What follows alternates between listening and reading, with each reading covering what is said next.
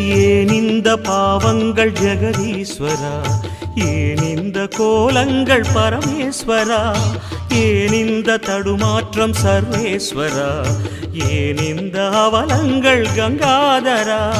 மூன்றாவதாம் உன் கண்ணையே நீர் திறப்பீர் உலகுயவே. ஆதி அறியாமலே வாழ்ந்து வரும் வாழ்விலே ஆசைகளின் ஆட்டமே பாரு.